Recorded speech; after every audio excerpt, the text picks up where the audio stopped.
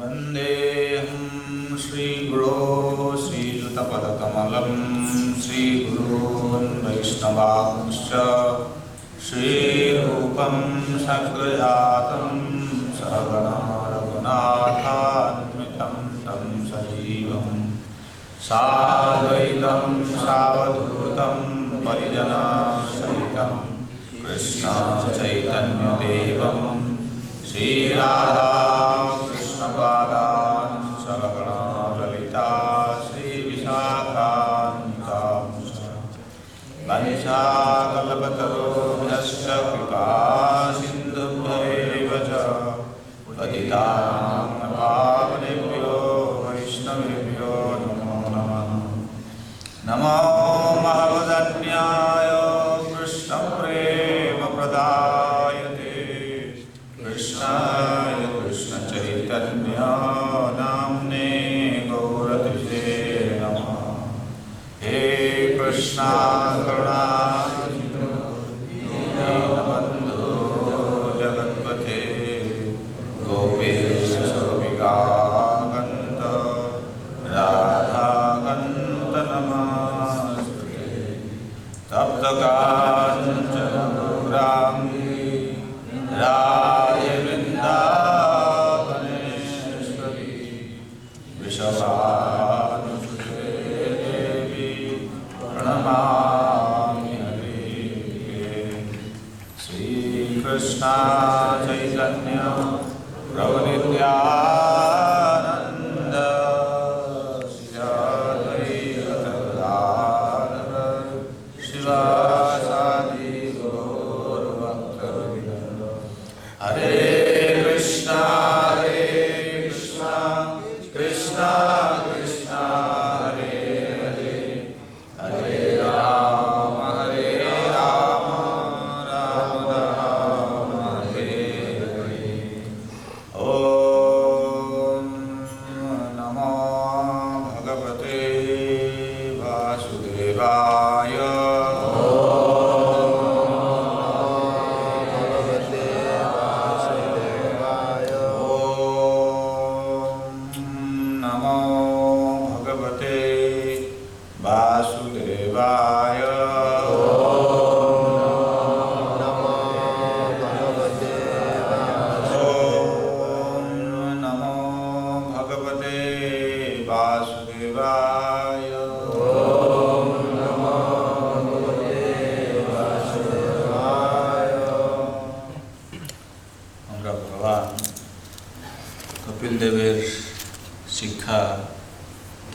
শুনছি। কালকে আমরা শ্রবণ করলাম কীভাবে ব্রহ্মা কর্তৃক নির্দেশ প্রাপ্ত হয়ে কর্দমুনি তিনি প্রজা সৃষ্টির কার্যে যুক্ত হলেন, আর ভগবানের নির্দেশে তিনি মনু মহারাজের কন্যা দেবহূতির সঙ্গে তার বিবাহ হলো, আর তার থেকে তিনি কন্যা সন্তান পুত্র সন্তান উৎপাদন করলেন। তারপর তিনি গৃহ ছেড়ে সন্ন্যাস ধর্ম আশ্রয় করে বেরিয়ে গেলেন। এদিকে মার সঙ্গে কপিলদেব বাড়িতে থাকছেন, তো তিনি মাতা দেবভূতি এক সময় কপিলদেবের কাছে গিয়ে তার কল্যাণের কথা জিজ্ঞাসা করেন। তখন কপিলদেব মা হলেও কিন্তু ভগবান, তো মাকে তিনি আধ্যাত্মিক যুগ সম্বন্ধে বললেন, তুমি আধ্যাত্মিক যুগ করো, তা তোমার কল্যাণ। তো আধ্যাত্মিক যুগের কোথায় শিখবো? বলছে সাধু সঙ্গ করতে হবে। সাধু কী করে চিনব? তখন ভগবান সাধুর গুণাবলী বললেন যে এইরকম এরকম হচ্ছে গুণাবলী সম্পূর্ণ ব্যক্তি সাধু, তুমি গিয়ে ওদের শরণাপন্ন, ওদের কাজ সঙ্গ করো। তো এখন উদ্দেশ্য হচ্ছে কি আধ্যাত্মিক যুগ বা ভক্তি যুগ অনুসরণ করা। তাহলে যদি বলা হয় এই ভক্তি যুগের সম্বন্ধে কি কেন ভক্তি যুগ করব, সেক্ষেত্রে আবার দেবতী মাতাজি কিছু প্রশ্ন জিজ্ঞাসা করে ক্লিয়ার করছেন। বলছেন কাচিৎ তৈচু উচিতা ভক্তি কীদৃশী মম গোচরা জয়া পদম তে নির্বাণ অঞ্জসান শশ্নুবা অহম।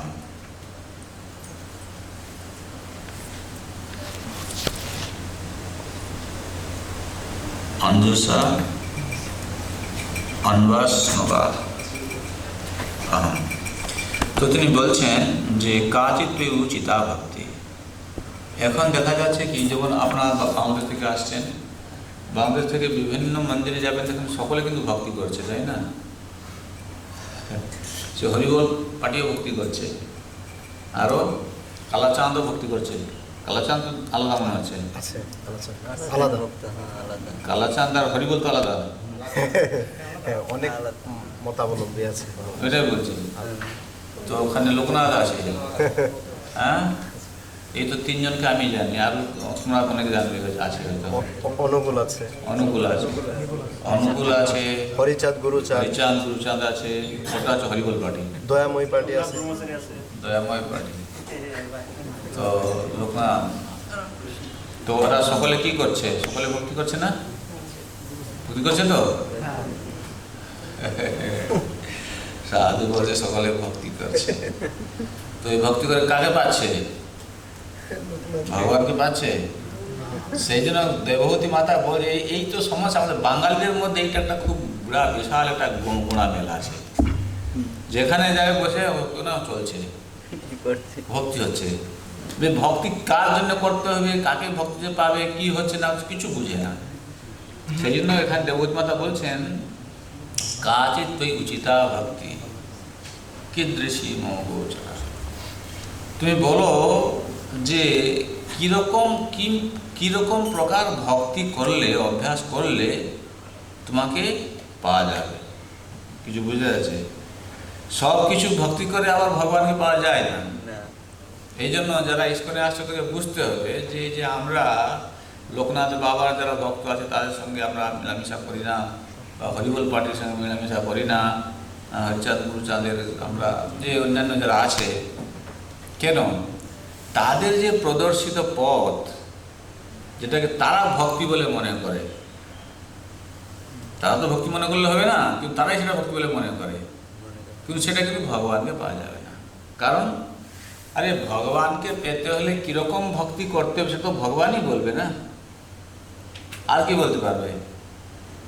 তুমি যদি কাউকে তোমার বাড়িতে আসতে বলো, সে রাস্তাটা কে দেখাবে?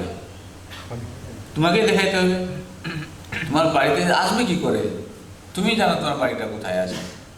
তুমি যদি না বলে অন্যান্য যদি কেউ এসে কিছু বলে যে হ্যাঁ এটা করবো, যা যাবে না।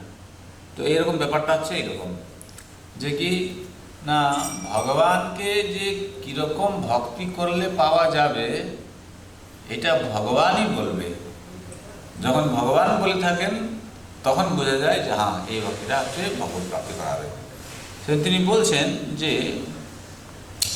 কীদৃশী মম গোচরা, এটা আমার কি করে আমার গোচরীভূত হবে, আমি কি করে জানতে পারবো যে ভক্তিটা কিরকম ভক্তি করলে যে তোমাকে পাওয়া যাবে, সেটা আমি কি করে জানব? আবার বলছেন যে যো যোগ ভগবদ্বান নির্বাণাত্মাম স্তয়োদিতঃ কীদৃশ কতি চাঙ্গানি যতস্তস্ত্বা বোধনম। তিনি এই ভক্তিযোগকে ভগবত বাণ বলে বলছেন। ভগবত বাণ বলতে কি? ভগবত বাণ হচ্ছে এরকম যে বাণ নাম শুনেছেন আপনারা? হ্যাঁ। বাণ কি? তীর। তীরকে বাণ বলে না?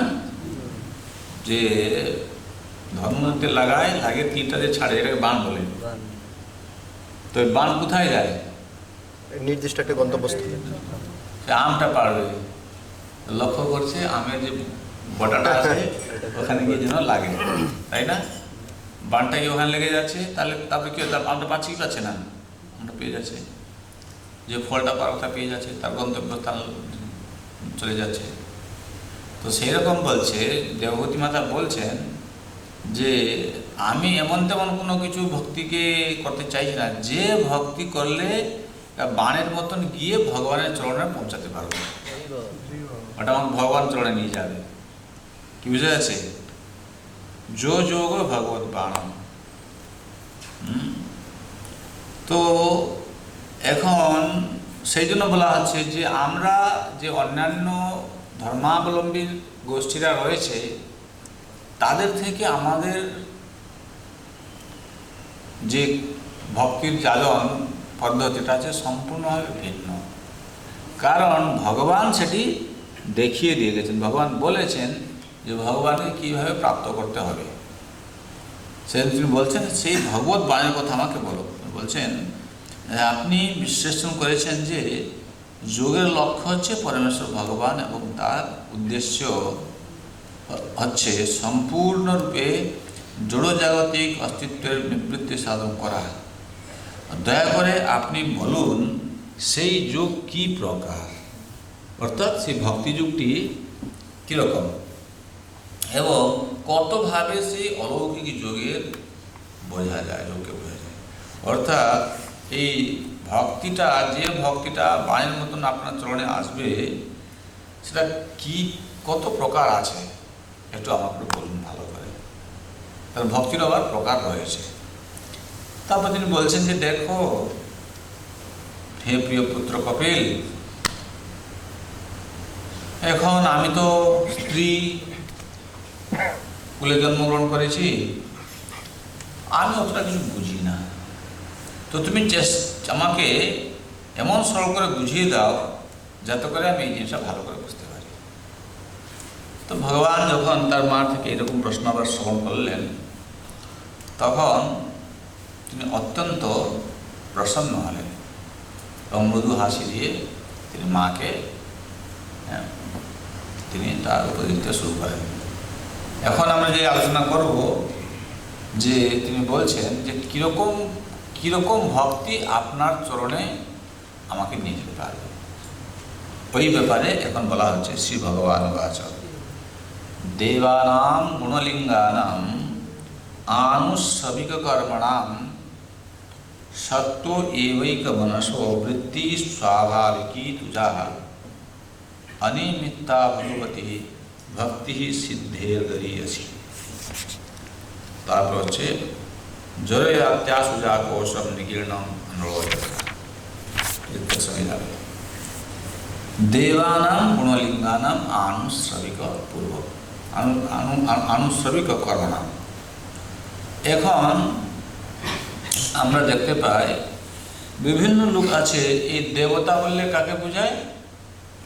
কালী, দুর্গা, শিব, কার্তিক, গণেশ, সরস্বতী, তাই না? এইরকম দেবতাদেরকে তারা মনে করে তাদের যদি ভক্তি করা হয়, তাদের যদি আমরা সেবা করি, তাহলে আমাদের কল্যাণ হয়ে যাবে। কিন্তু এখানে দেবানাম গুণলিঙ্গানাম যেটা বলা আছে, দেবতা, এখানে দেবতা বলতে গেলে কেবল কৃষ্ণকে, কৃষ্ণ হচ্ছেন পরম দেবতা, তারপরে আর কেউ নেই। তার যে শুদ্ধ সত্য মূর্তি, তাকে লক্ষ্য করে বলা আছে দেবানাম গুণলিঙ্গানাম আনুশ্রবিক কর্মনাম। তো এখন এই ভগবানের কাছে যে আমাদেরকে ভক্তিযুগ অনুসরণ করতে হবে, কিভাবে করবো ভক্তিটা? সেটা বলছেন আনুশ্রবিক কর্মনাম। আনুশ্রবিক কর্মনাম বলতে মানে কি? বলছেন গুরুদেব থেকে শিক্ষা নিতে হয়, আর গুরুদেব যেটি বলে ঠিক সেটিকে হুবহু পালন করতে হবে। যেমন গুরুদেব হয়তো শিষ্যকে বলছেন যে দেখো, তোমাকে তো সমস্ত ইন্দ্রিয় দিয়ে ভগবানের সেবা করতে হবে, তখন সেখানে কি কর্মেন্দ্রিয়, জ্ঞানেন্দ্রিয় দুটো দিয়ে সেবা করতে হবে। তখন গুরুদেব বলছেন যে তুমি এই যে শরীরটিকে কিভাবে ভগবানের সেবায় লাগাতে পারবে। যেমন আমাদের শরীরের মধ্যে বিভিন্ন কর্মেন্দ্রিয় রয়েছে, তার মধ্যে দুটো কর্মেন্দ্রিয় হচ্ছে কি পায়ু আর উপস্থ। এবং এই পায়ু উপস্থের কিন্তু উপযোগিতা আবার ভক্তিতে রয়েছে। এটা এখানে শিক্ষা দেওয়া আছে যে আনুশ্রবিক কর্মনাম। গুরুদেব থেকে শিক্ষা নিচ্ছে, গুরুদেব বলে দিয়েছে কীভাবে কী করতে হবে। অর্থাৎ যেমন আমাদের এই যে আমরা যা কিছু ভোজন করে থাকি, ভোজন করার পর কিছু জিনিস আছে যেটিকে মলমূত্র আকারে বেরিয়ে যায়, তাই না? তো এই যে আমাদের পায়ু আর উপস্থ, এই দুটোর উপযোগিতা হচ্ছে এই শরীরের মধ্যে থেকে যে সমস্ত বর্জ্য পদার্থ রয়েছে, জল খাচ্ছি, খাবার খাচ্ছি, জলের যে সারাংশ সেটি কিন্তু শরীরে লেগে যাচ্ছে। কী হচ্ছে? শরীরে রক্ত, মাংস, মেদ, মজ্জা এইসব তৈরি হয়ে যাচ্ছে, মাংস তৈরি হচ্ছে শরীরে, ভালো সুপুষ্ট থাকছে। এটা হচ্ছে একটা ভাগ। আবার যে জল বা যে খাদ্য এই শরীরের জন্য উপযোগী হচ্ছে না, বর্জ্য পদার্থ, সেটাকে আবার মলমূত্র রূপে বেরিয়ে যাচ্ছে। সেই জন্য বুদ্ধদেব বলছেন যে দেখো, তুমি যদি সুস্থ থাকতে চাও আধ্যাত্মিক জীবনে, তাহলে তোমাকে শরীরকে সবসময়ের জন্য পরিষ্কার রাখতে হবে। আর এই দুটো যন্ত্র বায়ু উপস্থ তোমাকে তাতে সাহায্য করে। অর্থাৎ ভক্তদের জন্যে এই বায়ু উপস্থের যে উপযোগিতা, সেটা কেবল শরীরকে সুস্থ রাখার জন্য। সে যদি ঠিক সময়ে যদি পেশাব না করে, পায়খানা না যায়, তার কী হবে? শরীর কিন্তু খারাপ হয়ে যাবে। দেখো, এটা প্র্যাকটিক্যাল জিনিস বলছে এখানে। এটা হচ্ছে আনুশ্রবিক কর্মনাম। সে ভালো করে শ্রবণ করেছে গুরুদেব থেকে, সে আর কোনো কিছু অন্যান্য কাজে এই দুটো অঙ্গকে এসে ব্যবহার করে না। সে কেবলমাত্র শরীরকে সুস্থ রাখার জন্যে, মন শুদ্ধ থাকার জন্যে সে শরীর থেকে এই সমস্ত যে মলমূত্রকে ত্যাগ করে। তারপরে কি হয়? সে শুদ্ধ হয়ে ভগবানের সেবা করতে থাকে। তো সেটা হচ্ছে আনুশ্রবিক কর্মনাম সত্ত্ব এবৈক মনস বৃত্তি স্বাভাবিকী তুজা। সত্ত্ব এবৈক মনস বৃত্তি মানে কি? মনের যে বৃত্তি, কার্যকলাপ, হ্যাঁ, সেটা কীরকম? বৃত্তি স্বাভাবিক হতে হবে। স্বাভাবিক মানে কি? যেমন আমরা প্রসাদ পেয়ে নিচ্ছি, প্রসাদ পাওয়ার পরে কিছু ঘন্টা পরে প্রসাদ যখন ঠিক মতন ডাইজেস্ট হয়ে যায়, তারপরে আমাদেরকে সেটা শরীরকে ইয়ে করার জন্য আবার মলমূত্র ত্যাগ করা হয়, তাই না? এটা কি স্বাভাবিকভাবে চলতে থাকে না অস্বাভাবিকভাবে? স্বাভাবিক, তাই না? ঠিক সেরকম ভাবে এই ভক্তিটা যে করবে এটা স্বাভাবিক হতে হবে, কোনো প্রেসারের জন্য নয়। এ আসছে, সে আসছে, এ বলছে, সে বলছে, সেটা প্রেসার নিয়ে ভক্তি সাধন করা না, বলছে এটা হচ্ছে স্বাভাবিক। হ্যাঁ, সত্য এবার মানে বৃত্তি স্বাভাবিক তুজা। স্বাভাবিক বৃত্তি, বৃত্তি মানে কি? পেশা। পেশা। ইন্দ্রিয়ের পেশাগুলো কি? ইন্দ্রিয়ের তৃপ্তি সাধন করা। ঠিক আছে, তো ইন্দ্রিয়েরও একটা পেশা রয়েছে। তো এখানে বলছেন যে এই সমস্ত বৃত্তিগুলো এমন হবে যাতে করে ভগবানের সেবা তার মধ্যে করা যেতে পারে ইন্দ্রিয় দিয়ে। সেই জন্য দুটো উদাহরণ দেওয়া হলো, মানে ভগবানের আশ্রয় থেকে এই দুটো ইন্দ্রিয়রা সেবা করবে। আর অনিমিত্তা ভগবতী ভক্তি সিদ্ধের গড়িয়েছে। অনিমিত্তা ভক্তি, অনিমিত্তা ভক্তি মানে কি? কোনো কামনা বাসনা থাকবে না সেখানে। আমরা যখন ভক্তি করতে আসি কীরকম ভক্তি করি? আমাকে এটা মিলে যায়, আমাকে ওইটা মিলে যায়। মানুষ আসে মন্দিরে প্রার্থনা করার জন্য। কি প্রার্থনা করে? বলছে আমার চাকরি হয়ে যাক, আমার বিজনেস হয়ে যাক, আমার ছেলের বিয়ে হয়ে যাক, ছেলের চাকরি হয়ে যাক, এই জন্য যায়, তাই না? বলছেন যে না, অনিমিত্তা ভগবতী, ভগবানের কাছে যখন যাব এই সমস্ত কিছু চাইতে নাই, তাছাড়া অনিমিত্তা ভক্তি হচ্ছে না। ঠিক আছে, তো অনিমিত্তা ভক্তি মানে কি? কোনো নিজের কামনা বাসনা চরিতার্থ করার জন্য সে ভগবানের কাছে কোনো কিছু চায় না। আমাদের মাঝে মাঝে দেখা যাচ্ছে কি আমরা চাইতে হচ্ছে, তাই না? ভগবানের কাছে যেমন কালকে তুমি বলবে না করবো, আপনি বলছেন চাই না, কিন্তু কালকেই তো প্রভু অ্যানাউন্স করছিল, বলছে না? বলছে অমুক এটা দিয়েছে, অমুক বাড়ি যাচ্ছে, তাদের সকলের জন্যে চাইছিল না? দেখুন, আমরা বৈষ্ণব, আর একটা বৈষ্ণবের জন্য আমরা ভগবানকে চাইতে পারি, বুঝা আছে? তার কল্যাণ হোক, হে প্রভু আপনি আশীর্বাদ করুন, তার কল্যাণ হোক। শুধু হে প্রভু আশীর্বাদ করুন আমার এটা হয়ে যাক না। অর্থাৎ বিশেষ করে এখানে জাগতিক কথা বলা আছে। যদি জাগতিক বস্তু প্রাপ্তির জন্য ভগবানের কাছে যায়, সেটা হচ্ছে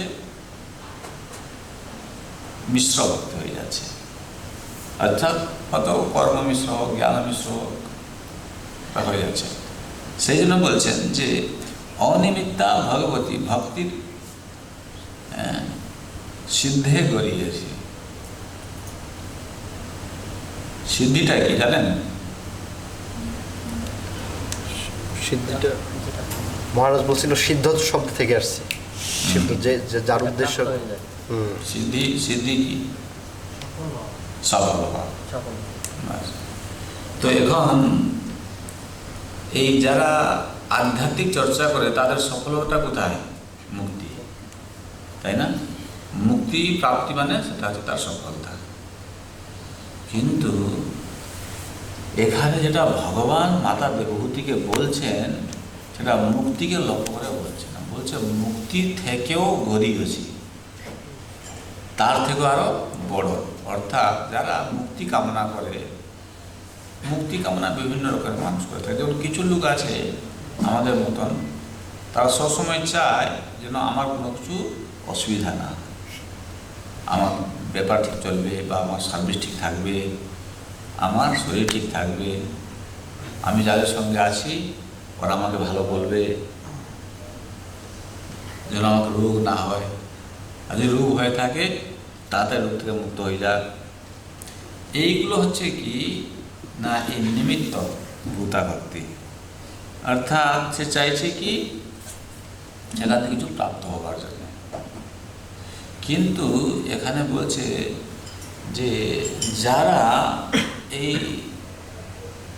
মুক্তি চায়, মুক্তি বলতে এখানে ভগবানের সঙ্গে লীন হয়ে যেতে চায়, সেই রকম মানুষরা ভগবানকে লাভ করতে পারে না। আর তাদের এই যে মুক্তি প্রাপ্তি, এটাকে বলা হচ্ছে কি ভক্তি থেকে আরো নিচে, অর্থাৎ ভক্তির দ্বারা ভগবান নিজেকে দিয়ে দেয়। এমনকি ভগবান বলছেন যে আমার ভক্তকে আমি যা কিছু দেই তাও আমি মনে করি আমি নিজে যাচ্ছি ভক্তের কাছে। যদি আমি নিজেকেও পর্যন্ত দিয়ে দিই তারপরেও আমার কিন্তু সব কিছু দেওয়া হচ্ছে না ভক্তকে, আরও আমি অভাব মনে করি যে ভক্তকে আরও কিছু দেওয়া উচিত। এটি হচ্ছে কি ভক্তির সিদ্ধে গড়িয়েছে। সিদ্ধি যে দুঃখ যন্ত্রণা থেকে মুক্ত হয়ে যাবে বা ব্রহ্মের সঙ্গে লীন হয়ে যাবে, এগুলো তো হচ্ছে অত্যন্ত নগণ্য, যেখানে স্বয়ং ভগবান নিজেকে দিয়ে দেয়। ভগবান নিজেকে কাকে দিয়েছিল বলো দেখি, শাস্ত্র উদাহরণ জানেন? ভগবান নিজেকে কাকে দিয়েছিল? সুদামার ক্ষেত্রে দেখতে পাই। সুদামা, নারদমুনি। আচ্ছা, আর পাণ্ডবের কথা জানি, তাই না? ভগবান নিজেকে পাণ্ডবদেরকে দিয়ে দিয়েছিলেন, বিশেষ করে কার কাছে? অর্জুনের কাছে। ভগবান যখন খুশি হয়ে যান, যে আমরা বলছি যে সিদ্ধে ভক্তি সিদ্ধে গড়িয়েছে, সিদ্ধি থেকেও এটা হচ্ছে মহান, কারণ আমি বললাম ভগবান নিজেকে পরিচয় দিয়ে দেয়। তাহলে এখানে একটা প্রশ্ন এসে যায় যে ভগবান যে নিজেকে পর্যন্ত ভক্তের কাছে দিয়ে দিচ্ছে, কিরকম ভাবে ভগবান এরকম কাকে দিচ্ছে, কোন ভক্তকে দিচ্ছে, তার মাহাত্ম্যটা কি? সেই জন্যটা আমি এই অর্জুনের মহিমা বলি। আপনারা দেখুন, যখন এই মহাভারত যুদ্ধ শুরু হতে চলেছে, তখন একদিন দুর্যোধন আর অর্জুন দুজন গিয়েছে কৃষ্ণের কাছে। কিসের জন্য? যুদ্ধের সহায়তা কামনা করার জন্য। শ্রী জগন্নাথ দেব সুভদ্রা মহারানী কি। তো দুর্যোধন আর অর্জুন দুজন সেখানে গিয়েছে তার কাছে যুদ্ধের জন্য সহায়তা চাইতে। তো প্রথম দুর্যোধন গিয়েছিল, দুর্যোধন গিয়ে দেখছে ভগবান শুয়ে আছে। তখন তিনি তার মাথার কাছে একটা চেয়ার ছিল, সেখানে সে বসলেন। আর কিছু সময় পরে অর্জুনও এসে গেল। অর্জুন এসে ভগবানের পায়ের কাছে দাঁড়িয়ে আছে, দেখছে ভগবানের শ্রীমূর্তি কত সুন্দর। কিছু সময় পরে ভগবান জেগে গেলেন। তখন অর্জুন বলে, অর্জুন তুমি এসছো? বলছে হ্যাঁ। চাষ আসো, বসে। ভগবান খাটে বসে আছেন, তাকে এক সাইডে বসালেন। তখন দুর্যোধন মনে করছে, মনে হচ্ছে ভগবান আমাকে দেখতে পায় না, ভুলে গেল নাকি। বলছেন সন্ধি আমিও এসছি। ভগবান আর দুর্যোধন যখন সন্ধি ছিল না, মেয়ের সঙ্গে মেয়ের বিয়ে হয়েছিল, সাম্বর সঙ্গে লক্ষণার বিয়ে হতো, তো সন্ধি আমিও এসছি। বলছে আচ্ছা ঠিক আছে, আসো আসো বসো। তো ওকে একদিকে অর্জুনকে একদিকে ভগবান বসালেন। তখন অর্জুনকে জিজ্ঞাসা করছে, অর্জুন কেন এসছো তুমি, বলো। বলছে যে দাদা পাঠিয়েছেন, এখন তো যুদ্ধ হবে, যুদ্ধের জন্য আমি সহায়তার জন্য এসেছি। তখন ভগবান আচ্ছা ঠিক আছে। তখন দুর্যোধনকে বলল, সন্ধি কী খবর, আসছেন কেন? বলছে আমিও তো ওই কারণের জন্য এসেছি, আমাকেও যুদ্ধতে সহায়তা লাগবে। তখন ভগবান বলছেন ঠিক আছে, আমি দুজনকেই সাহায্য করবো, তোমরা দুজনের সঙ্গে আমার সম্পর্ক আছে, একজনের কাছে গেলে হবে না। তো শর্তটা আছে এরকম, একদিকে আমার সেনা থাকবে আর একদিকে আমি থাকবো, কিন্তু অস্ত্র ধারণ করবো না। এখন তোমরা বেছে নিবে কাকে চাও, আমাকে চাও, আমাকে পেলে কিন্তু অস্ত্র থাকবে না, আমি যুদ্ধ করবো না, আর একদিকে আমার সেনারা থাকবে। তখন দুর্যোধন মনে করছে, আচ্ছা যুদ্ধ করবে না বলছে সন্ধি, তাহলে যদি সেনাকে যদি আমি পাই তাহলে আমার ভালোই হবে। কেন সেনা যুদ্ধ তো যুদ্ধ করতে হবে, যারা মূর্খ মুড়া আছে কিরকম চিন্তা করে দেখবে। ভগবান নিজেকে দিতে চাইছে, তাও চাইছে, ভগবান দিতে চাইছে না।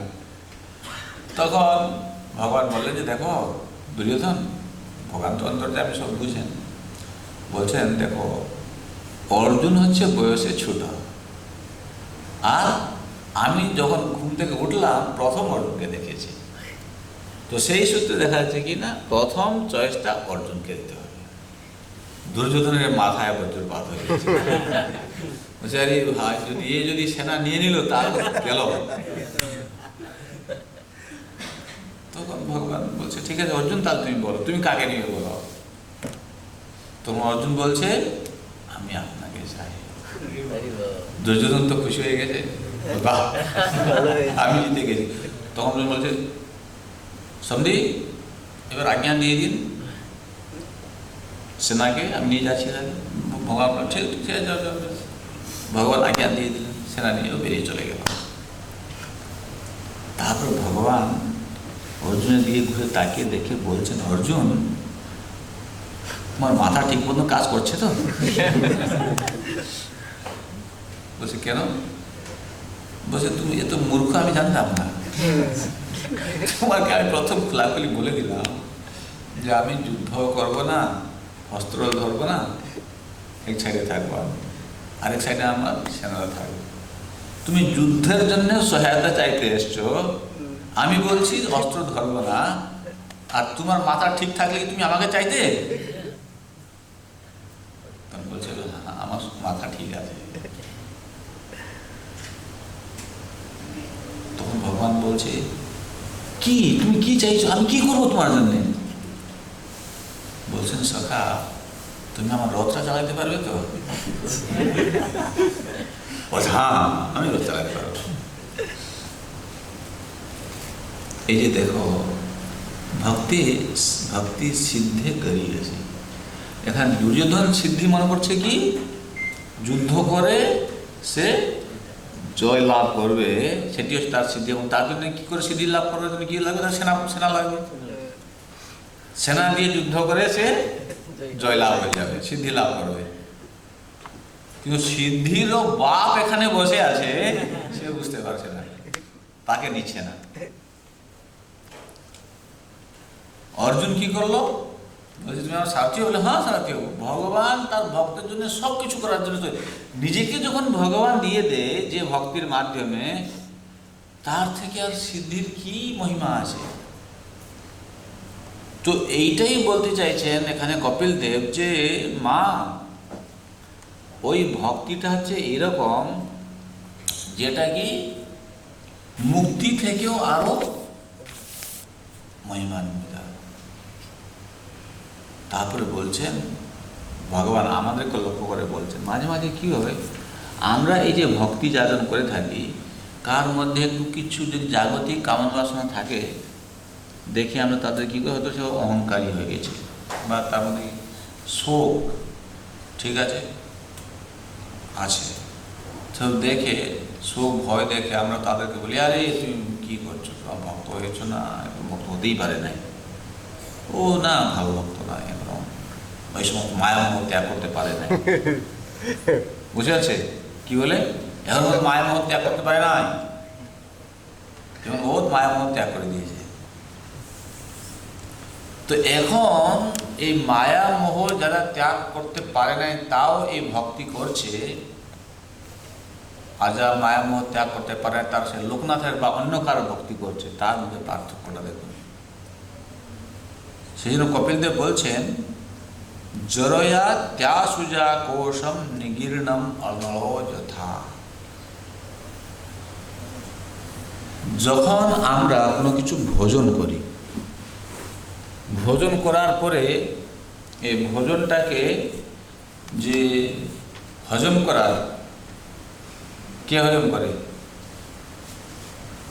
কি করে পেটে খাবার হজম হয়? জঠরাগ্নি বলে দিল, তাই না? জঠরাগ্নির দ্বারাই সে খাওয়াটা হজম হয়। আর যখন খাবার হজম হয়ে যায় তখন সেখান থেকে যে সার বস্তু আছে সেটা শরীরের সঙ্গে রক্ত মাংস মেদ মজ্জা এই সমস্ত তৈরি হয়ে যায়, আর যেটা অসার বস্তু আছে সেটা বেরিয়ে যায়। তো এখন বলছেন যে যেমন জঠরগ্নি বিনা প্রয়াসেই, খাওয়ার পরে কেউ প্রয়াস করে এটাকে পাক করার জন্যে? না, খাওয়ার পরে সে আর ঘুমিয়ে যাচ্ছে। কিন্তু জঠরাগ্নি সেটাকে পাক করে তার যে সার অংশকে শরীরকে দিয়ে শরীরকে পুষ্টি রাখছে, আর যেটা শরীরের জন্য প্রয়োজনীয়তা নাই সেটাকেও বের করে দিচ্ছে, নষ্ট হয়ে যাচ্ছে। ঠিক সেই রকম বলা হচ্ছে, এই যে ভক্তিকথা মাকে আমি বলছি, এটা তো ঠিক সেই রকম কাজ করে। অর্থাৎ শুদ্ধ ভক্তি জাগরণ করলে আমাদের ভক্তি স্বাস্থ্যের জন্য যা কিছু প্রয়োজনীয়তা আছে সেটা সরবরাহ করে থাকে, আর এই সমস্ত যে মায়ামোহগ্রস্ত যে ভাব সেটা পর্যন্ত দূরীভূত হয়ে যায়। তার মানে কি? তার মানে যদি যথার্থভাবে ভক্তি জাগরণ করা যায়, সে ভক্তের মায়ামোহ অটোমেটিক্যালি নষ্ট হয়। সেই জন্য আমরা এই সোসাইটিকে তৈরি করেছি যাতে করে এখানে ভক্তদের একটা সুবিধা দেওয়া যায়, তারা এসে ভক্তি করে জাগরণ করে এই মায়ামোহ থেকে মুক্ত হয়ে যায়, ভগবানের কাছে লাভ করতে পারে, ভগবান পদ লাভ করতে পারবে। তো সেই জন্য কপিলদেব বলছেন যে এই যে শুদ্ধ ভক্তি মা যেটা আমি বলছি, এটা কিন্তু অত্যন্ত গুরুত্বপূর্ণ কথা। এটাকে আপনাকে ভালো করে জানতে হবে, আর আপনাকে ঠিক সেরকমভাবে অনুশীলন করতে হবে।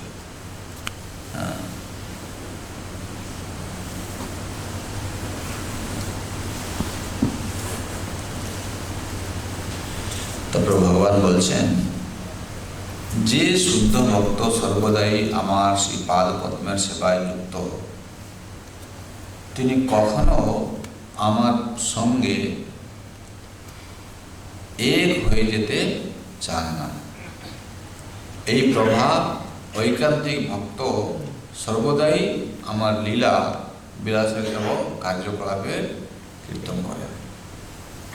এখন বলা হচ্ছে যেমন যে ভগবানের কাছে তো সকলে মুক্তি চায়, মুক্তি চাইলে সংসারের দুঃখ থেকে সে মুক্ত হয়ে গেল, ওইটাও কেন চাইছে না? সেই জন্য ভগবান এখানে বলছেন যে যখন এই যে ঐকান্তিক ভক্ত কেউ হয়ে যায়, সে কি করে? কেবলমাত্র ভগবানের নাম গুণ লীলা কীর্তন করতে থাকে। এই ভগবানের নাম গুণ লীলা কীর্তন করার মাধ্যমে সে ভগবানের চরণ লাভ করতে বা চরণ সেবা লাভ করতে পারে। সেই জন্য এখানে কপিলদেব বলছেন মাকে যে তুমি ওই রকম ভক্তের সঙ্গ করো যার মধ্যে কোনো জাগতিক কামনা বাসনা নেই, এমনকি মোক্ষ বাসনা পর্যন্ত তার ভিতরে নেই। হ্যাঁ, তো যখন এইরকম চিন্তা করে ভক্ত আর কেবলমাত্র ভগবানের সেবা করতে থাকে, তার কিন্তু এটা সুফল অবশ্যই প্রাপ্ত হয়ে থাকে ভক্ত। এই জিনিসটা যারা বুঝতে পারে না, তারা কি করে? তারা বিভিন্ন রকমের এই জগতের কার্যকলাপে জড়িয়ে যায়, আর তারপরে তাদের মধ্যে বিভিন্ন রকমের ভ্রম দেখা যায়। সেই জন্য আমাদের এই আন্তর্জাতিক কৃষ্ণ ভাবনার সঙ্গের যে ভজন সাধনের যে পদ্ধতি যেটি দেওয়া হয়েছে, সেটিকে কিন্তু আমাদেরকে ভালো করে শিক্ষা লাভ করতে হবে।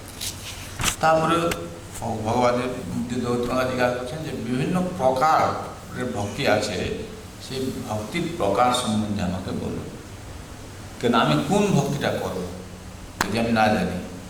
তারপরে ভগবান এখানে সাধন ভক্তি, ভাব ভক্তি, রাগানুগ ভক্তি এসব কিছু বলেছে। যদি এই অধ্যায়ের যে লাস্ট দুটা শ্লোক আছে, 39 আর 40, এই দুটো শ্লোকে কি বলছে? যে সাধারণ ভক্তি যাদের কথা বলা আছে, ইমাম লোকম অথৈবামম আত্মনম অনুভূয়িনম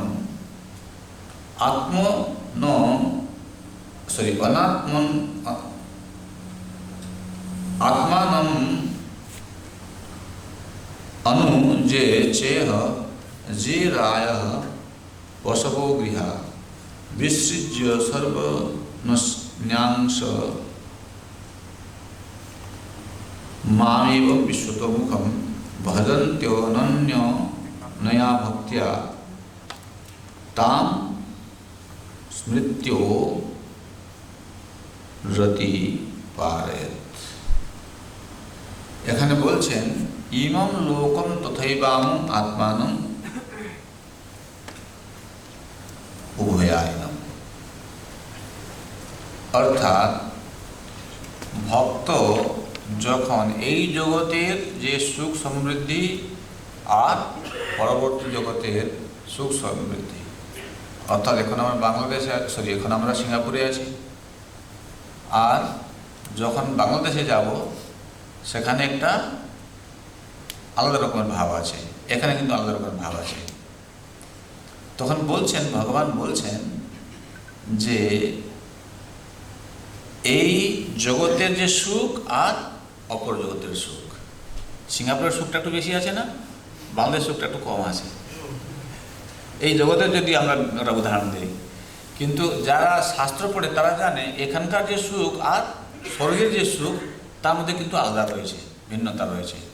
কিন্তু বলছেন যে জানে যে এই জগতের সুখ আমাকে চায় না, আর স্বর্গের সুখও চায় না, সিঙ্গাপুরের সুখও চায় না, বাংলাদেশের সুখও চায় না। কিন্তু এখনও কি করছে, সাধু সেই জন্য বাড়ি যাচ্ছে, এখানকার সুখ হয়ে গেল, এখন কি বাংলাদেশে একটু সুখ করি, ভোগ করি। সে কোথায় সুখ চায় না। আর কি কিছু কিছু লোক আছে না, দেখি ঘোড়া পালে, কুকুর পালে, তাই না, পশু রেখেও তার সুখ হয়, পশুও রাখতে চায় না। ঠিক আছে, বিসৃজ্য সর্ব নন্যাংশ মামেব বিশ্বতোমুখম। ভগবান বলছেন আমি যে সব জায়গায় আছি এটা জেনে সে না তার কোনো ধন সম্পদের প্রতি লোভ আছে, না কারো ব্যক্তির প্রতি লোভ আছে, কোনো কিছুর দিকে সে চিন্তা করে না, কেবলমাত্র কি করে, আমার ভজনে, অনন্য ভজনে, ভক্তিতে যুক্ত থাকে। এইটা হচ্ছে সাধন ভক্তি। কিছু বুঝে যাচ্ছে? এখন সাধন ভক্তি সাধন করছে, মাঝে মাঝে এদিকে ওদিকে মনটা কিন্তু টানাটানি করছে। এর উপর তো ভগবান রাগানুগা ভক্তি কথা বলবেন, ভাব ভক্তি কথা বলছেন, প্রেম ভক্তি কথা বলছেন। তো এটা জেনে রাখো, ওই ব্যাপারে আমি বেশ কিছু বলছি না, এখানে বলছি না। আমরা সকলে এখানে সাধক রূপে আছি, আমরা সাধন ভক্তি অনুসরণ করার চেষ্টা করছি বা করছি। এই যে সাধন ভক্তি এর ক্ষমতাটা কি আছে দেখো। কেন আমি বললাম যে শুরুতে বললাম যে লোকনাথ, হরিচাঁদ এদের ভক্তিটাকে আমরা ভক্তি বলে বলি না। আমাদের ভক্তি ওদের ভক্তি থেকে পার্থক্যটা কোথায় এখানে? এইখানে হচ্ছে পার্থক্য, যেটা বলছেন যে আমরা যে সাধনা করে থাকি, আমাদের সাধনাটা কি, রোজ জপ করা, 16 মালা, ভগবানের প্রসাদ পাওয়া, ভগবানের যদি শিবগ্রহ থাকে তার সেবা করা, এই যে সমস্ত নিত্য সেবাগুলো আমাদের থাকে, এইগুলো যখন ভক্ত ঠিকভাবে চালিয়ে যায়, করতে থাকে, তখন কি হয়, এখানে ভগবান বলছেন যে ওই ভক্ত সাধন ভক্তি থেকে ভাব ভক্তি যেতে পারে। আমাদের যে সাধনা এটা ভাব ভক্তিতে পর্যবেসিত হতে পারে, কিন্তু হরিচাঁদ গুরুচাঁদের যে সাধনা সেটা ভাব ভক্তিতে কখনো পর্যবেসিত হবে না। আর যখন ভাব ভক্তি পরিচিত না হচ্ছে, প্রেম ভক্তি তো পাওয়ার কোনো প্রশ্নই উঠে না। তোমরা বুঝতে পারছো কি বলছি? হরিবল বললে বুঝে যাবে না, খালি এখানে হলে হরিবল হরিবল। যে ভক্তি করলে ভগবান কি হয়, নিজে বিক্রি করে দেয় তার কাছে নিজেকে। কিছু বোঝা যাচ্ছে? যদি ভগবান কার কাছে তাকে বিক্রি করে দেয়, বিক্রি করার অর্থটা কি বলতো? যেমন কেউ একটা পশু আর একটা কাউকে বিক্রি করে দেয়, তখন কি হয়? হ্যাঁ না, দেখো একটা পশুকে যখন আর একটা কারোর কাছে, আমার কাছে একটা পশু আছে, আমি কার কাছে বিক্রি করে দিলাম পশুটাকে। যখন আমি পশুটাকে বিক্রি করে দিই, সে পশুর আর কোনো কিছু, অর্থাৎ যার কাছে যাচ্ছে সে যেরকম রাখবে সেরকম ভাবে থাকে। আগের মালিকটা ভালো করে খাওয়াতো, গুরুত্ব করতে নিয়ে খাওয়ায় না, এটা কিছু বলে, কিছু বলতে পারে না। তো এখন আমাদের ভগবানের যে ভক্তি করার সময় এই যে সব কিছু ত্যাগ করে দিচ্ছি, মানে কি এখান থেকে আমরা ছেড়ে দিয়ে উনার কাছে চলে যাচ্ছি, উনার কাছে সেরকম ভাবে থাকবো। তা মানে কি ভক্তিনাথ ঠাকুর বলছেন যে তব নিজ জানা প্রসাদ সে বিয়া উচিষ্ট রাখিবে যা,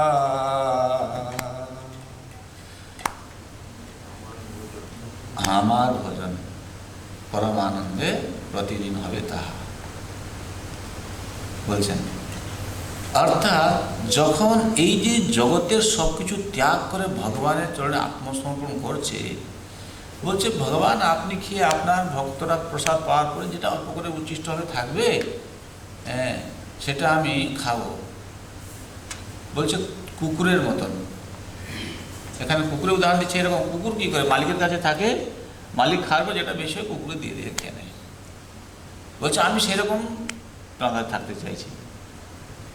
এই ভাব নিয়ে যখন সে ভগবানের ভক্তি করতে থাকে, তখন ভগবান নিজেকে পর্যন্ত তাকে দিয়ে দেয়। সেই জন্য বললাম যে অর্জুন বলছে আমি আপনাকে চাই, দুর্যোধন বলছে আমি আপনাকে চাই। তো এখনো সেরকম এখানে কেউ মনে করছে কেউ দুর্যোধন হতে পারে, কেউ অর্জুন হতে পারে।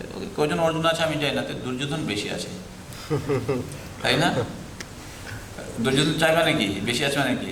সে চাইছে সবসময়ের জন্য ভগবানকে বাদ দিয়ে ভালো করে টাকা কামাবো, ভালো করে খাবো, ভালো করে থাকবো, এই যে সুখ সুবিধা, এরা দুর্যোধনের মতন মনোভাব হয়ে যাচ্ছে।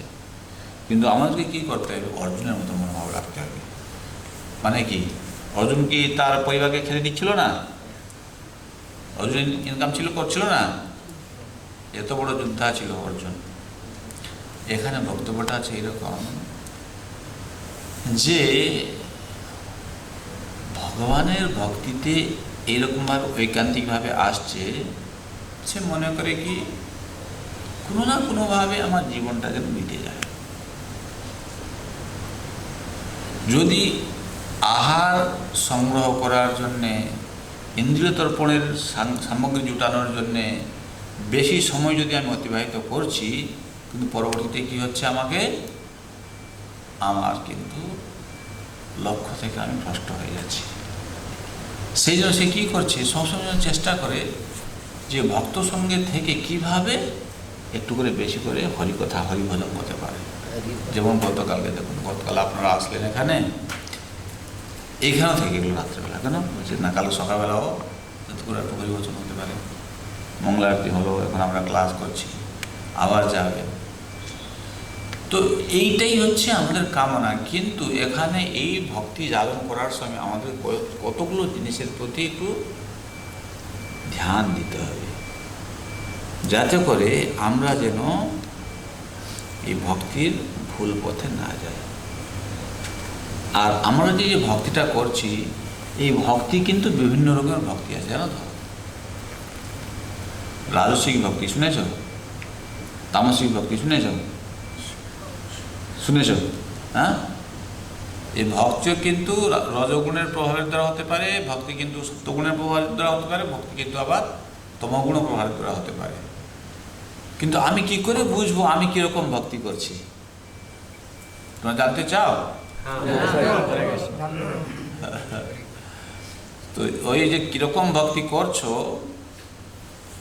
বড় চ্যাপ্টার আছে, আমি বিকালবেলা বলবো। তুমি জানবে তখন অনেক কিছু মানে অসত্য জিনিস বলা হবে, শুনতে ভালো লাগবে না, বুঝে যাচ্ছে? মানে এই ভক্তা যে ভক্তি করতে থাকে, সে কি সব করে, কপিল দেব সব কিছু বলছে, এই সাত্বিক রাজসিক আর তামসিক ক্যাটাগরির ভক্ত। তো সেটা অনেক অনেক টাইম লাগবে, সেজন্য আমি এখন বলবো না, বিকালবেলা বলবো এই ব্যাপারে। তোমরা জানতে পারবে যে আমি সত্যিকারে আমি কীরকম ভক্তি করছি। কাউকে বলতে হবে না তো আগে, ঠিক আছে? তুমি নিজেকে নিজে ওই কথা শোনার পরে তুমি জানতে পারবে যে তুমি কোন স্তরের ভক্ত আছো। কিন্তু ভগবানকে পাওয়ার জন্য এই সাত্বিক রাজসিক তামসিক ভক্তির দ্বারা হয় না ভগবত প্রাপ্তি। ভগবত প্রাপ্তির জন্য নির্গুণ স্তরে যেতে হবে, অর্থাৎ এর ঊর্ধ্বে যেতে হবে। কিন্তু এখন আপনাদের মধ্যে কতজন এই নির্গুণ হয়ে ঊর্ধ্বস্তরে গিয়েছে আর কতজন এই গুণের প্রভাবে ভক্তি করছে, সেটা বিকালবেলা আমরা জানাবো তোমাকে। তোমার কাউকে জিজ্ঞাসা করতে হবে না। যে মাঝে মাঝে আমরা কি মনে করি বলো তো, আরে আমার তো কিছু হচ্ছে না, আমার তো বুঝতে পারছি না। সমস্যাটা কোথায়, কোন স্তরের ভক্তি করছো সেটা আগে তুমি দেখে নাও। তো তখনও নিজেকেও নিজে সংশোধন করা যেতে পারবে। কোনো প্রশ্ন আছে, মন্তব্য আছে? হ্যাঁ, প্রশ্ন বলো বাবা। প্রণাম করি ভগবানকে, তো আমার কি মনোভাব থাকা উচিত এবং আমাদের কোন কোন অঙ্গগুলা মাটিকে স্পর্শ করা উচিত বা পাঞ্চাঙ্গিক ভক্তি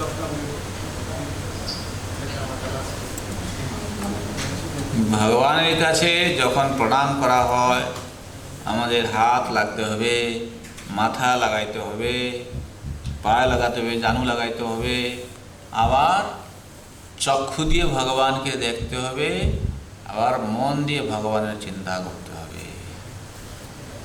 বুঝে যাচ্ছে? এইভাবে